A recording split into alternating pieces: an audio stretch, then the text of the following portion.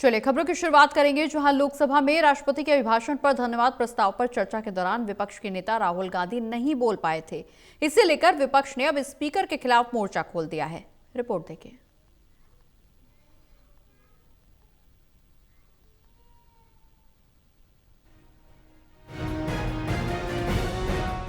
संसद के बजट सत्र के दौरान सत्ता पक्ष और विपक्ष के बीच तीखी तकरार देखने को मिल रही है। लोकसभा में हंगामे के कारण राष्ट्रपति के अभिभाषण पर धन्यवाद प्रस्ताव पर चर्चा नहीं हो सकी थी।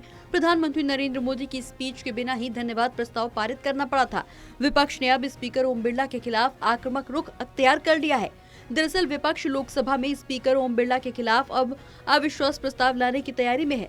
विपक्ष के सूत्रों की माने तो लगभग सभी विपक्षी दल स्पीकर के खिलाफ अविश्वास प्रस्ताव लाने की बात पर सहमत हैं। जल्द ही इसे लेकर लोकसभा महासचिव को नोटिस सौंपने की तैयारी है। विपक्ष की ओर से स्पीकर के खिलाफ अविश्वास प्रस्ताव को लेकर कहा जा रहा है कि इस पर अभी हस्ताक्षर होना बाकी है। स्पीकर के खिलाफ विपक्ष अगर अविश्वास प्रस्ताव लाता है तो ये लगातार दूसरे कार्यकाल में स्पीकर की कुर्सी संभाल रहे ओम बिरला के कामकाज पर बड़े सवाल खड़े करेगा। 1 घंटा पहले स्पीकर साहब के पास हम गए, मैंने member of the house went, and speaker committed to us, personally committed to us, that I will be allowed to speak here and raise some points before the budget discussion. Now, you are going back on your word. So I'd like to know, am I allowed to speak those points or not? दरअसल speaker के खिलाफ विपक्ष सत्र की शुरुआत से ही भड़का हुआ है। स्पीकर ओम बिरला ने राष्ट्रपति के अभिभाषण पर धन्यवाद प्रस्ताव पर चर्चा की शुरुआत की थी। केंद्र सरकार की ओर से मंत्री सर्बानंद सोनोवाल ने धन्यवाद प्रस्ताव पेश किया था। इसका समर्थन करते हुए बीजेपी सांसद तेजस्वी सूर्या ने विपक्ष, खासकर कांग्रेस पर जोरदार हमला बोला था। विपक्ष की ओर से लोकसभा में नेता प्रतिपक्ष राहुल गांधी पहले वक्ता थे। राहुल गांधी की बारी आई तो उन्होंने डोकलाम और चीनी घुसपैठ का मुद्दा उठा दिया। राहुल गांधी ने चीनी घुसपैठ का मुद्दा उठाते हुए जनरल मनोज मुकुंद नरवणे की किताब का जिक्र भी किया। इस पर सत्ता पक्ष के सदस्यों ने हंगामा किया।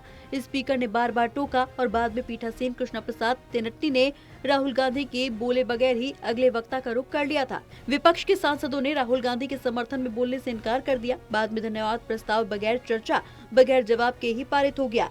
विपक्ष का आरोप है कि लोकसभा में विपक्ष के नेताओं को बोलने नहीं दिया गया।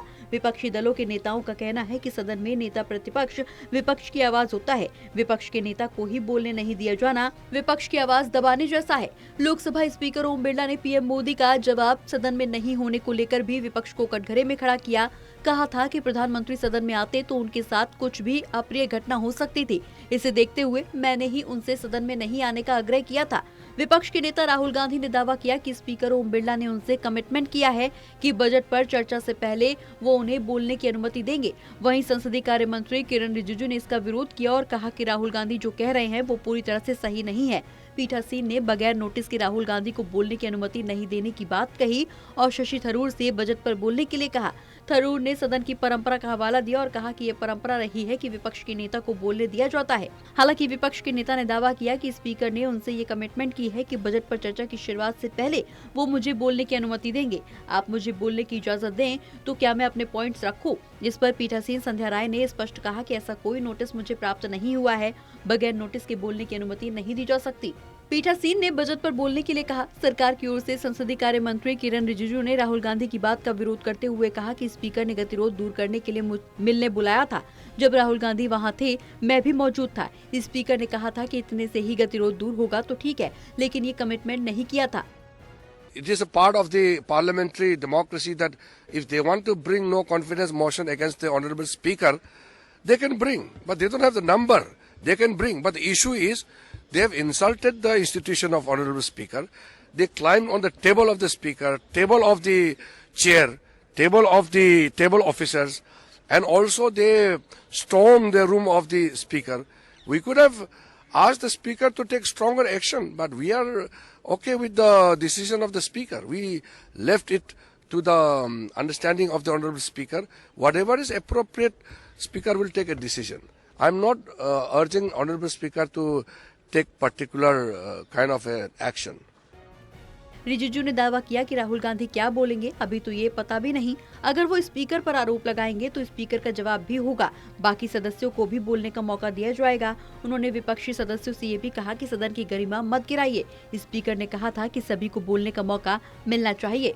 कुल मिलाकर लोकसभा में राष्ट्रपति के अभिभाषण पर धन्यवाद प्रस्ताव पर चर्चा के दौरान विपक्ष के नेता राहुल गांधी को बोलने का मौका नहीं मिल पाया। इसे लेकर विपक्ष ने अब स्पीकर के खिलाफ मोर्चा खोल दिया है। National desk report, total news.